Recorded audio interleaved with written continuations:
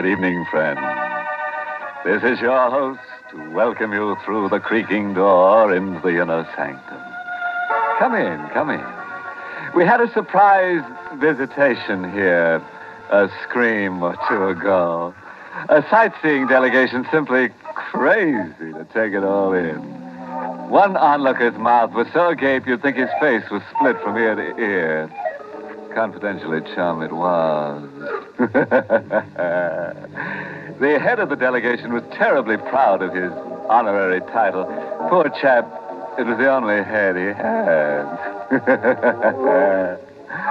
Ah, yes. Things went along cozily until some wag suggested holding hands.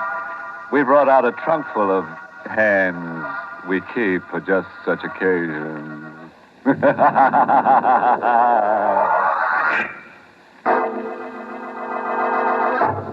Tonight's Inner Sanctum Mystery, Between Two Worlds, was written by John Robert and stars Mason Adams in the role of Sam, with Ann Shepard as Connie.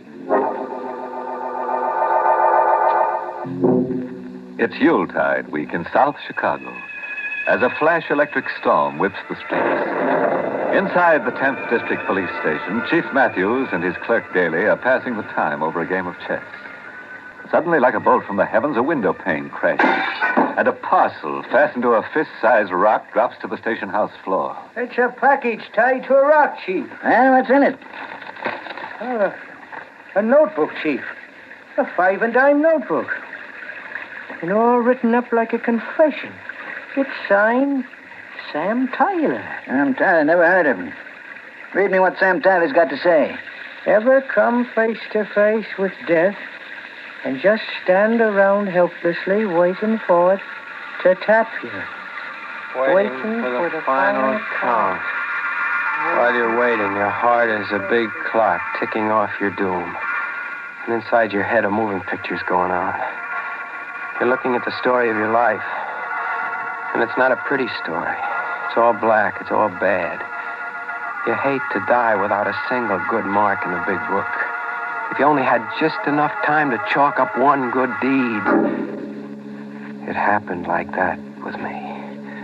I came face to face with death. Death was Nick Fazenda. I'd lost face with Nick. The big guy liked his racket boys tough and nerveless, and I had a streak of chicken, Nick said. I had a streak of chicken. And I knew too much to be trusted alive. What do you want, it, chicken? Nick, don't do it. Give me another chance. Dying like this scares me. What's waiting for me after you pull that trigger, Nick? I haven't done one decent thing since I was born. Kid, you picked the wrong setup. You should have joined the Boy Scouts. So long, chicken. The shot made a noise like a TNT charge, but I hadn't felt the impact. I hadn't felt anything. Either I was paralyzed with fear or dead to feeling. Or Nick had missed. I watched Nick stare unbelievingly and aim again. An easy bullseye at 5 yards with Nick a crack shot, but still no impact. I was still standing up. Kid, fall down. You're dead. No, Nick. I'm alive. You can't kill me. Nick, you're seeing a miracle happen. You're crazy. Nick, I'm going to get that chance. I'm going to live. 2 more shots, but still no impact. I was alive, uninjured. Something was happening to Nick. His face was purpling as if he was suffocating. As if some invisible stranger had his hands around Nick's throat, strangling him. I'm choking to death.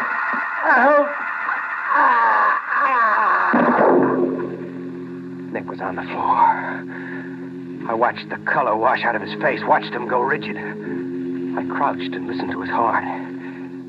Not a sound. Not a murmur. He was dead. Nick had dropped dead. I'd seen a miracle happen. I hopped a midnight freight heading east.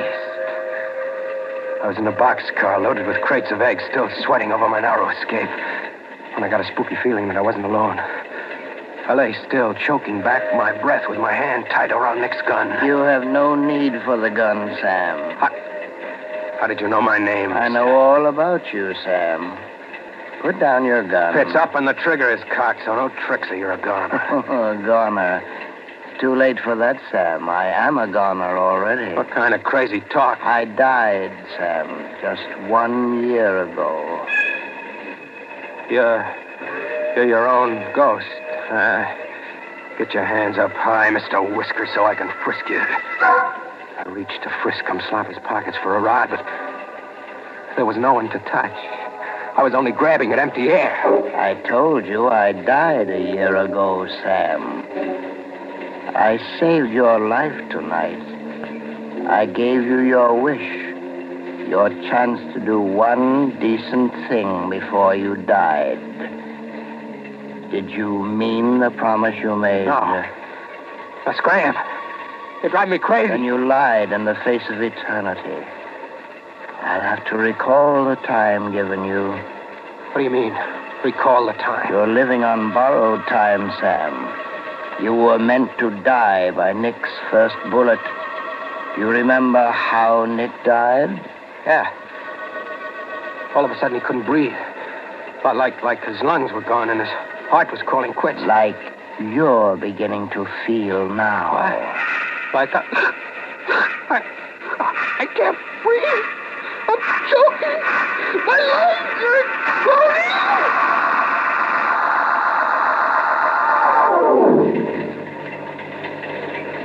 When I came to, Mr. Whiskers was smiling over me. You did mean your promise to tomorrow, didn't you, Sam? Sure I did. Anything you say. Then continue on to Chicago. When you arrive there, spend your time waiting in a restaurant called the Spread Eagle. Sooner or later, you will be approached. You are to lend yourself to any situation that arises. Any situation, understand? Sure, I understand. This good deed I'm to do on borrowed time. What's your interest in it? Deeply personal, Sam. I am no longer among the living, but I have no place among the dead. I walk between two worlds. You see, Sam, in life, I didn't have one decent thing to point to either. Through you, I hope to find rest.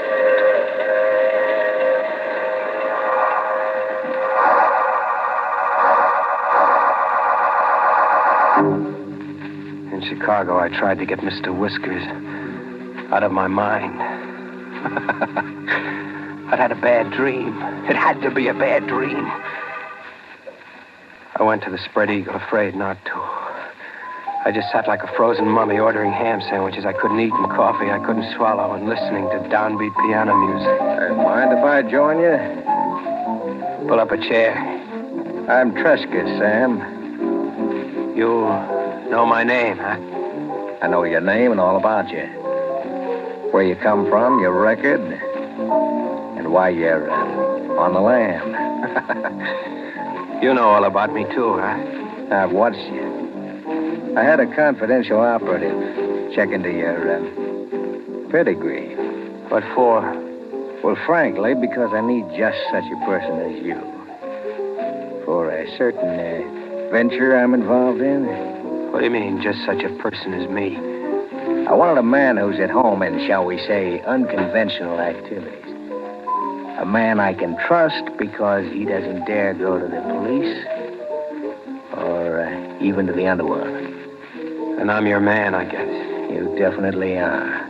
Okay, let's go. Well, you agree just like that? Without even discussing price or the nature of the work? You said I was your man.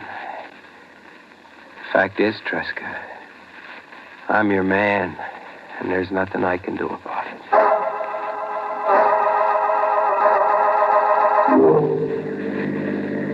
This is our destination, Sam. Here? In the middle of nowhere? Up that footpath over there, say 1/8 of a mile, you'll find a private lake. I own it. All right for you. Yeah, thank you. And there lies your first chore. Behind us on the floor of the car is a burlap sack. Its weight, I would estimate, is 118 pounds, more or less. What? We've been riding a corpse around. We have. You're to carry the burlap bag and contents up that footpath to the lake and drop it in there. And without tears, Sam. Mind you, without tears.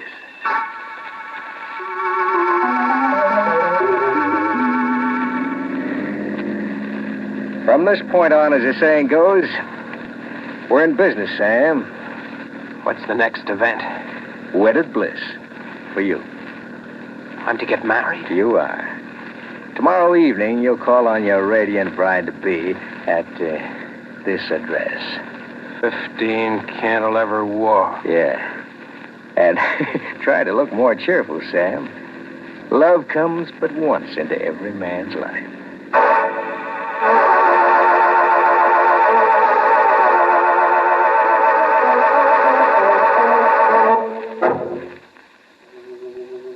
I could hear Mr. Whiskers giving me the horse laugh somewhere as I climbed the steps to 15 Cantilever Walk.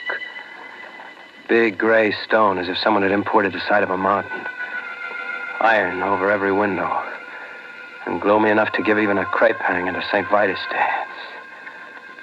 I rang the door buzzer.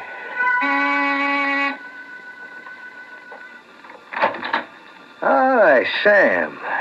Do I kill the bride before or after the ceremony? Make yourself at home, Sam. Wander about. I'll see what's keeping your blushing bride. I wandered about with my eyes popping over the expensive layout. Whatever Tresca's game was, it wasn't penny ante. The joint screen, big stakes, right down to the needlepoint footstool. Where did Mr. Whiskers figure in it? A minute later in the library, I began to catch on a little. Mr. Whiskers was right in the game. There, sitting over the fireplace in a big gold frame, was Mr. Whiskers. You like the portrait, Sam? Oh, yeah. Yeah, it's quite a painting. Who is Mr. Whiskers? Mr. Whiskers. That's a trifle irreverent, but an apt nickname. He was my brother Stephen. Was, huh? He's dead? You sound as if you were ready to dispute it. I just asked, is he dead? Very much so. Dead and buried. Your manner is a little odd, Sam. I'm sorry. I'm Reggie. Getting married is an idea I've got to get used to. Well, then meet your bride. That's one way of bringing the idea to roost. Constance. Sam, this is my niece, Constance.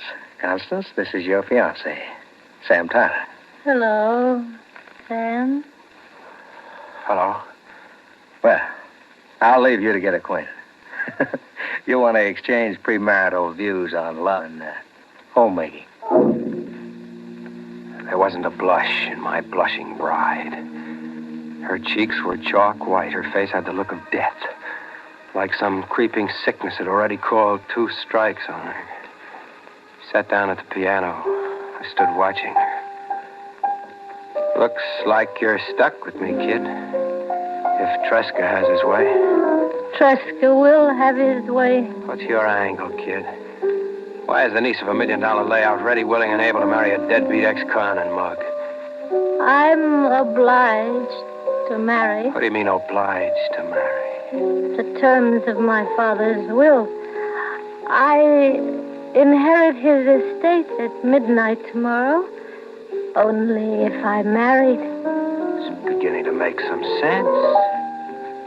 Mr. Whiskers up there was your father? Yes? Well, why pick me? A mug your uncle brought home. Why not scout your own dearly intended? I can't.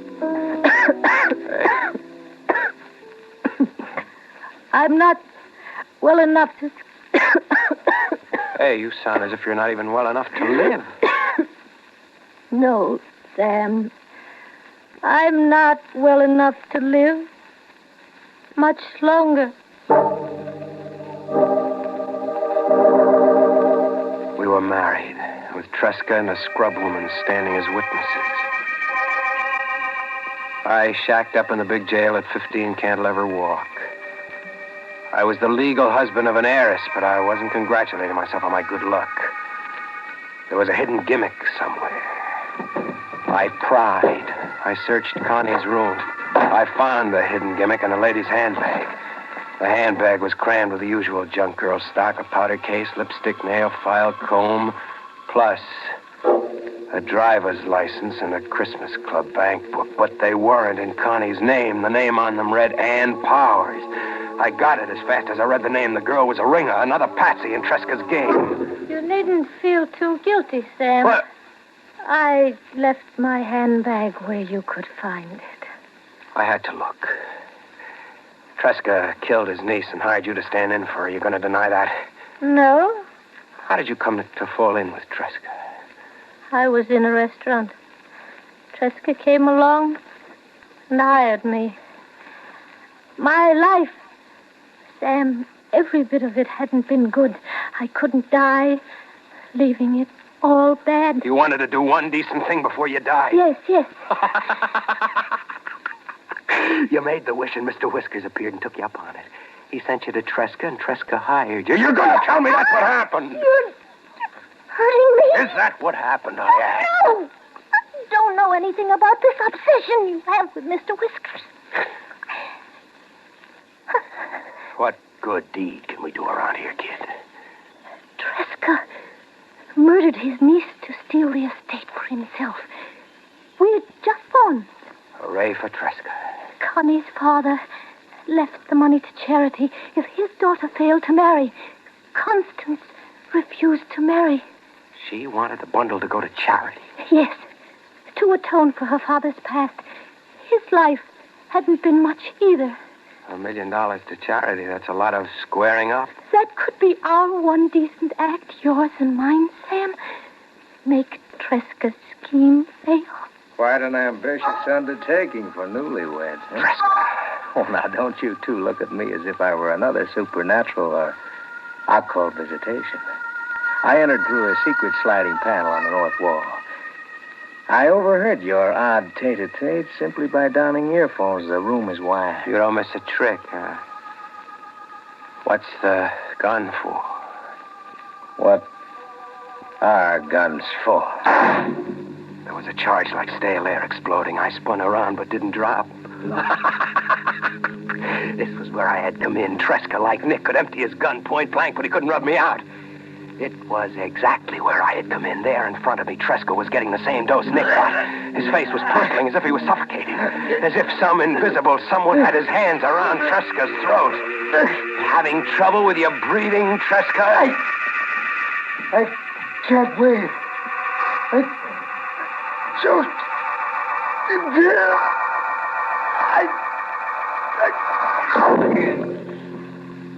He was on the floor, rigid, out for keeps like I'd seen Nick once. Is he dead? Deader than a doornail.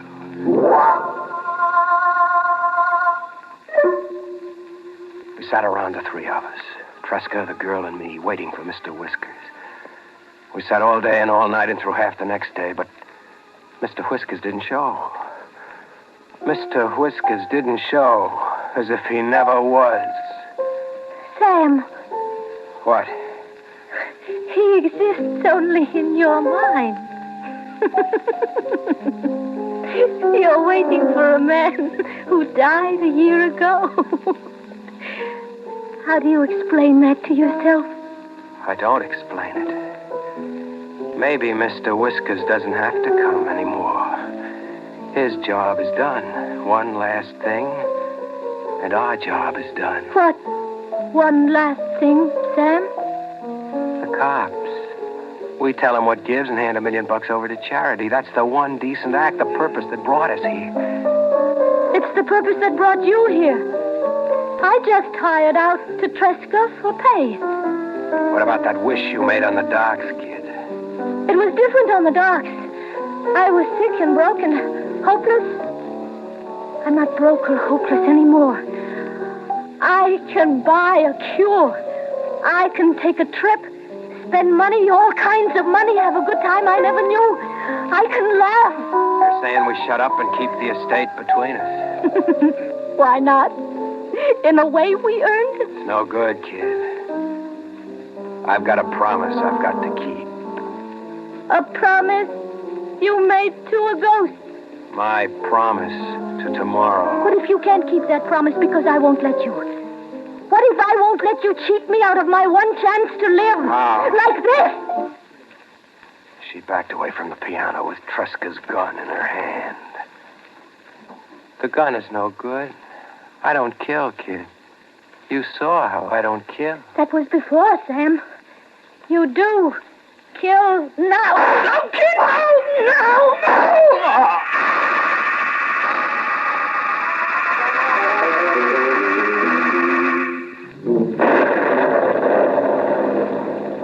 There's one last line, Chief, sort of a dying scribble. The girl was right. I did kill now. That's the end of it, Chief. What do you make of it? Suppose we let the answer write itself at 15 Cantilever Walk.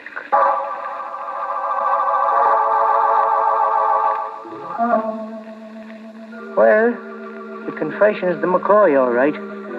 That's Sam Tyler on the sofa, Tresca on the floor, and there's the girl out cold, still holding the gun. Got any pulse? No, she's dead. No visible cause, Daly. Just dead. I'm getting a faint pulse on Tyler. Sam. Sam Tyler. What? You the police? Yes. The girl shot you and you just about bled to death. You know the whole story, Sam. So the girl got to do that last decent thing after all. The girl didn't do anything. Her heart blew out after shooting you. We read your confession down at headquarters. My confession? Yes. This 5 and dime notebook. Yeah, see it? It was tied to a rock and tossed through the window at headquarters. You wrote it, but what we want to know is who delivered it.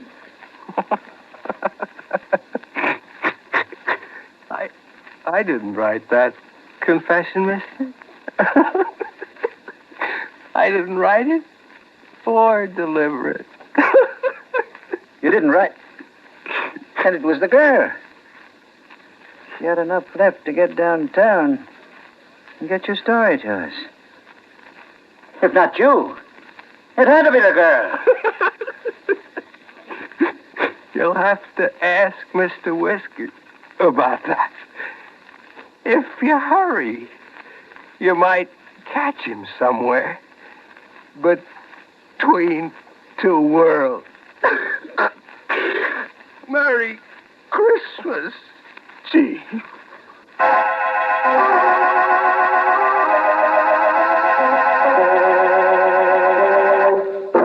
An irate taxpayer just told me the state of Illinois intends to mail a bill to Mr. Whiskers for that broken police station window. They're busy digging up a dead postman so he can speed delivery of the bill out of this world. Sad about Tresca. A perfect plot gone to pot because his brother, although kaput, wouldn't stay put.